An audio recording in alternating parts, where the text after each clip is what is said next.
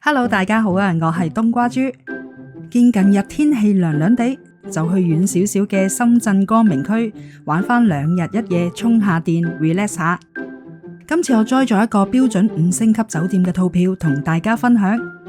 套票包括雙人嘅自助早晚餐、2位嘅 SPA， 仲有由香港直達酒店門口嘅來回直通巴。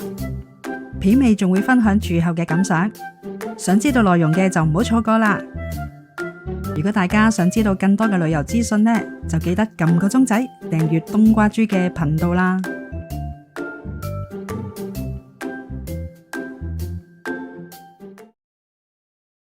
今次我哋過嚟係想放鬆下，就喺環島中港通栽咗一個5星級光明美爵酒店嘅套票。點解我會揀呢個套票呢？因為呢一間酒店就係光明區嘅中心點，左右兩邊都有大型嘅商場，附近仲有網紅嘅打卡熱點光明之眼同埋光明虹橋添啊！價錢方面呢，都有唔同類型嘅套票選擇㗎，2人同行每人由375蚊起。今次我哋就揀個最豪華嘅套票，每位750蚊。個套票包括1間客房、酒店嘅雙人自助晚餐，加豐富嘅雙人自助早餐，再加雙人60分鐘嘅肩頸背香薰精油 SPA， 再加由香港直達酒店門口嘅雙人來回直通車票。港九新界都有好多上落車嘅地點選擇㗎。要留意返酒店嘅套票呢，要喺環島中港通嘅門市訂購嘅。呢一間酒店自助晚餐呢，只係星期5同埋星期6先至供應嘅咋。唔講咁多啦，一於嚟一個輕鬆嘅旅程啦。Let's go！ 我哋去到深圳灣口岸，向住右手邊直行，大約4至7號嘅車位，揾返環島中港通嘅職員，再轉上一架深圳光明美爵酒店嘅專車，就可以輕輕鬆鬆咁樣到達酒店啦。好，大家對時，我哋開車嘅時間呢，就係10點49分，11點40分就已經到咗酒店嘅門口啦。酒店係用咗深圳嘅市花辣杜鵑嚟做主題嘅，一入到嚟就有一陣好香嘅香薰味包圍住啦。深圳光明美爵酒店喺2023年開幕㗎，係光明區一間標準5星級嘅法國品牌酒店。酒店大堂寬敞，樓底仲好高啊，融合咗法式優雅嘅現代感，加上有好多藝術嘅設計，就係美爵酒店獨特嘅氣質啦。大堂仲有2部送餐機械人，同埋一啲歡迎飲品提供嘅。搭 lift 係分開咗高層同埋低層兩邊㗎。今次我哋就住喺14樓。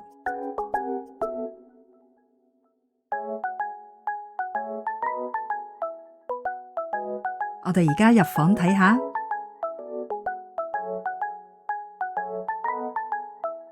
插卡先。呢一個房型係嘉賓大床房，有55平方米㗎，有一張2米闊嘅特大床，前面有一張梳化，有一個落地窗，光線好充足啊。窗外有一個開揚嘅遠景。有一張圓形嘅雲石台，呢一個電視機有65寸㗎，仲可以收到翡翠台。我哋行去睇下個浴室先。呢一個浴室範圍非常之大啊，有一塊花形嘅燈光大鏡，下面放咗一啲唔同類型嘅毛巾。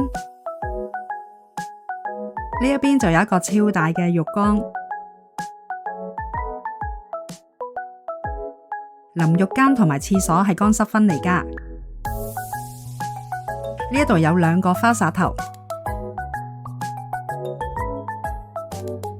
仲有一個位置係俾人坐住沖涼㗎。另外有洗頭水、護髮素同埋沐浴露。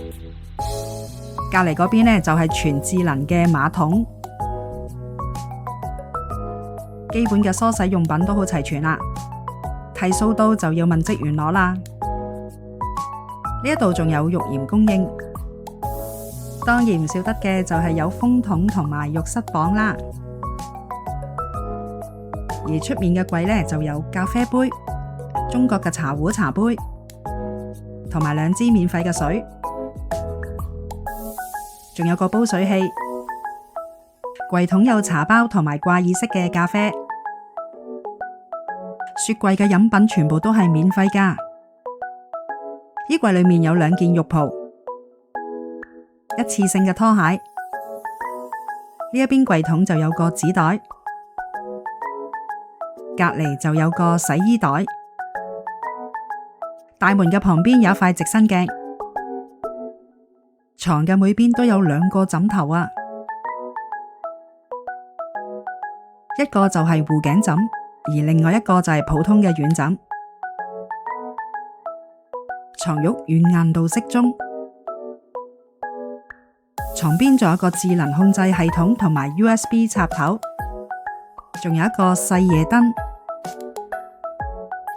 呢一度嘅冷氣好足夠㗎，仲有電視投屏、洗衣服務同埋客房送物等等嘅服務供應㗎。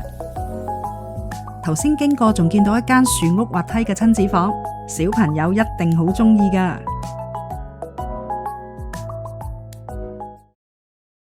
酒店設施方面呢，5樓就有一個好大嘅健身房，有好多款運動器材之外，仲有拳擊館同埋瑜伽室，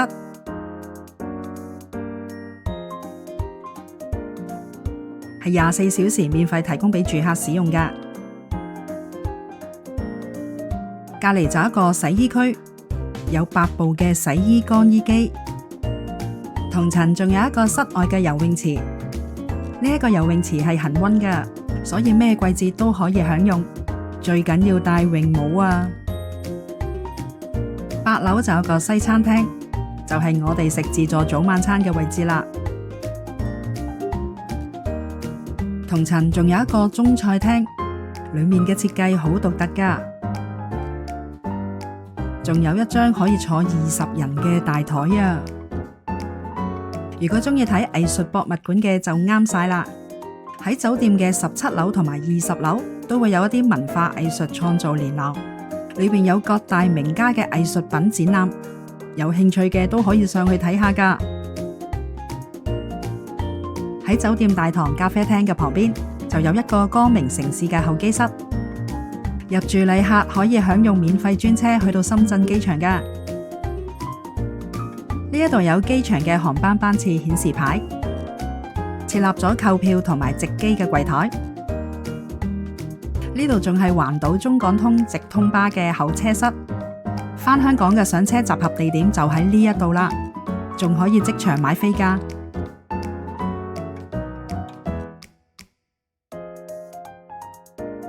我哋而家過去萬達廣場行下先，佢就喺酒店嘅隔籬咋。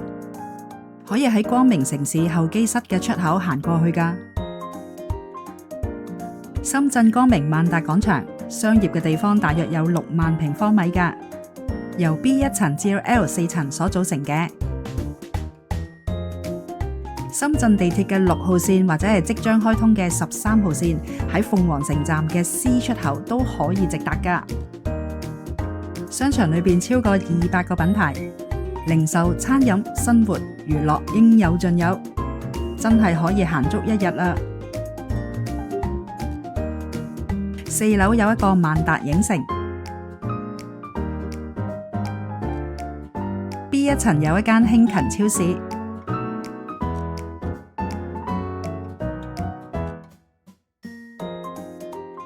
，2樓有一間好大嘅樂沙怡，2樓嘅戶外平台仲有一間蜜眾 KTV， 每次嚟到呢都要食返一碗薑撞奶㗎。有冇人同我一樣超愛薑撞奶呢？好啦，時間都差唔多啦，要返去酒店食自助晚餐啦。個位置呢就喺酒店8樓嘅西餐廳。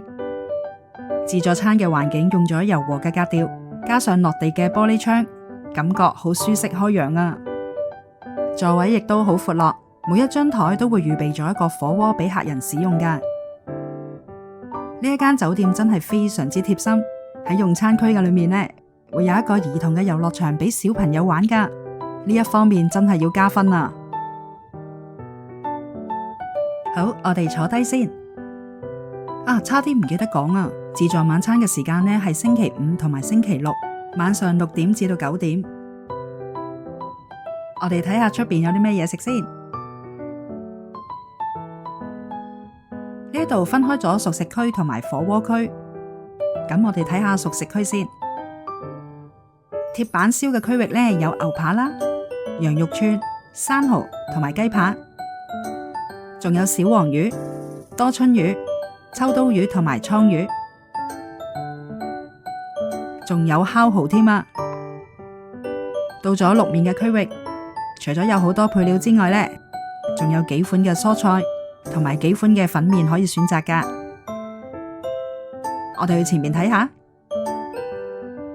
有港式嘅咖喱雞球、炒飯、葡撻、烤榴蓮、冬陰功龍利魚柳、泰式橙香鴨胸、炭燒豬頸肉、水晶白切雞、涼瓜牛肉同埋炒米粉。另外仲有啲小米粥同埋奶油南瓜粥。呢邊仲有啲蒸籠添啊！睇下有啲咩嘢食先。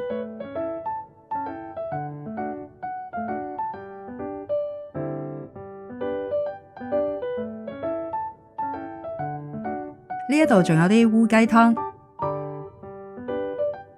披薩、綠茶佛餅同埋炸薯餅。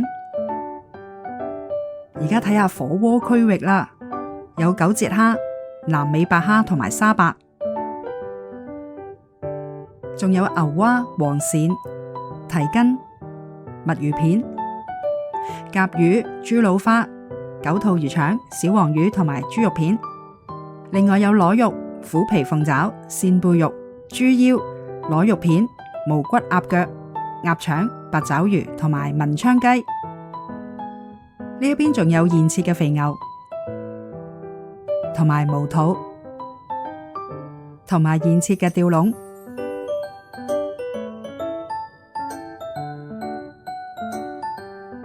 當然唔少得嘅就係打邊爐嘅豬紅，同埋各款菇類同埋瓜菜類啦。呢一邊仲有幾款嘅刺身，仲有壽司、沙律吧同埋水果，仲有啊！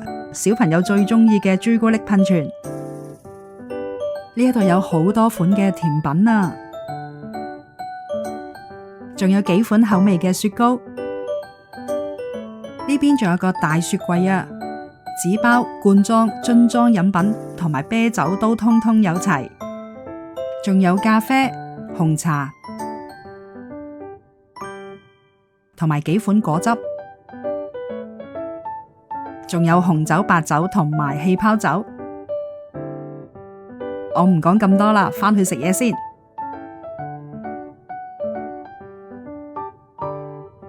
呢一度仲送每人一隻大閘蟹啊！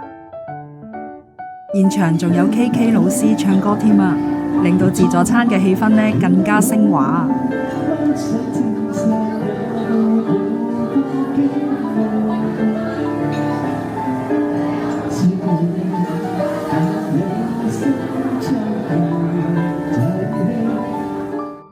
我哋食飽飽就去酒店附近一個打卡嘅熱點，由酒店行過嚟大約5分鐘嘅路程，就到光明文化藝術中心。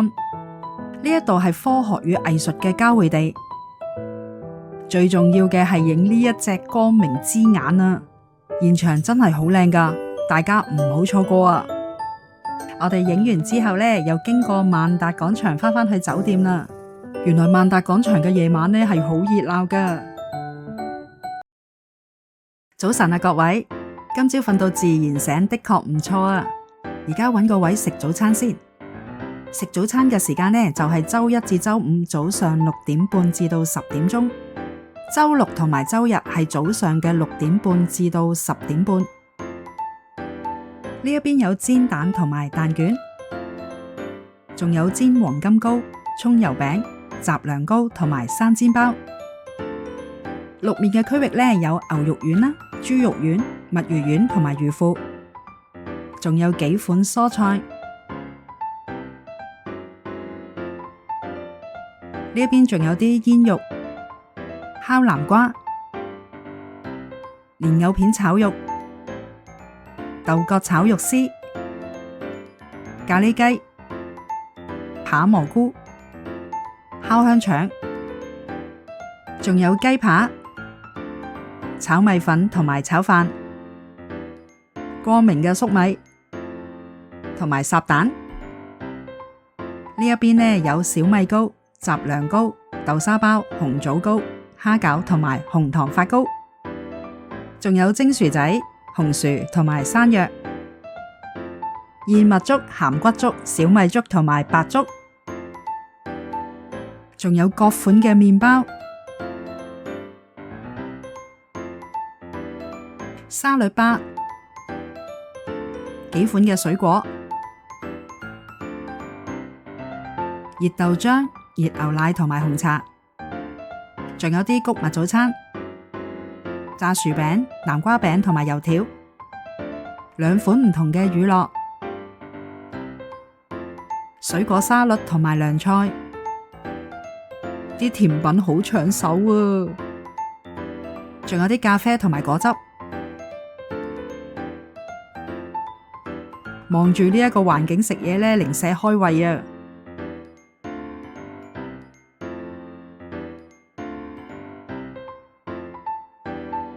呢一個套票呢，仲包咗60分鐘嘅精油 SPA 噶。食完早餐休息咗一陣之後呢，我哋就過去學長工。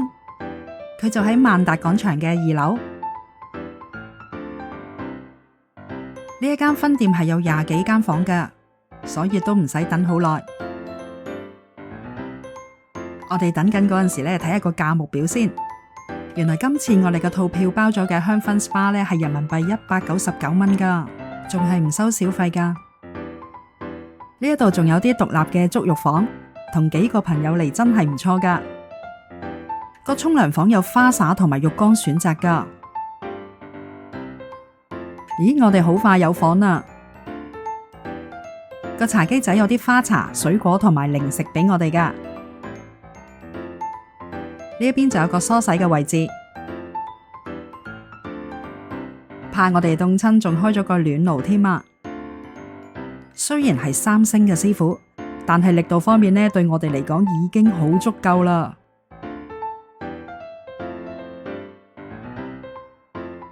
按完摩之後呢，我哋就去藍鯨世界，由萬達廣場行返去鳳凰城嘅地鐵站 A 出口，就直接去到藍鯨世界噶啦。真係超級方便啊！深圳光明嘅藍鯨世界係一個大型嘅商場，商場嘅總面積有10萬平方米噶，係用咗藍鯨海洋為主題嘅。商場係由 B1 層至 L4 層所組成噶，因為個商場面積好大，有齊晒零售、餐飲、娛樂同埋親子嘅設施，又係可以行足1日噶。喺 L4 層就有一間影城。L1 層有一間 KKV， 而喺 L3 層就有一間覓書店。如果想飲茶嘅 L4 層都有一間悅得閒噶。而喺 B1 層就有一間天虹超市。呢一間超市地方好大噶，貨品都好齊全。原來我哋行到天都黑啦。今晚我哋搭7點半嗰班車返香港嘅。而家返去酒店嘅候車室等直通巴先，記得要提前15分鐘向職員報到啊！同去程一樣啦，呢一架車係去到深圳灣口岸，過咗關之後就揾返中港通嘅職員，再轉返香港唔同嘅路線返屋企㗎。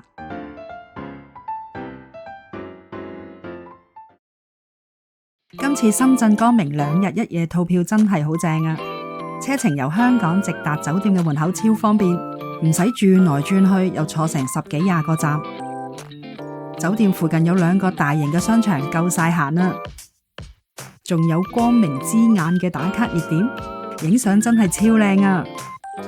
個酒店呢，裝修華麗又舒服，個房間夠大又乾淨啊！仲包2餐嘅豐富自助餐，啱晒港人嘅口味，食得好滿足噶。最正係個套票連按摩都有，按完一身鬆晒。今次嘅行程豐富得嚟又輕鬆，完全係我杯茶啊！今次嘅酒店開箱呢，就嚟到呢一度。如果大家中意我呢一條影片嘅，就記得撳個鐘仔訂閱我嘅頻道，下次有新片出會第一時間通知你。記得讚好、留言同埋分享俾朋友仔，請大家多多支持我嘅酒店開箱系列啊！我哋下集再見啦，拜拜。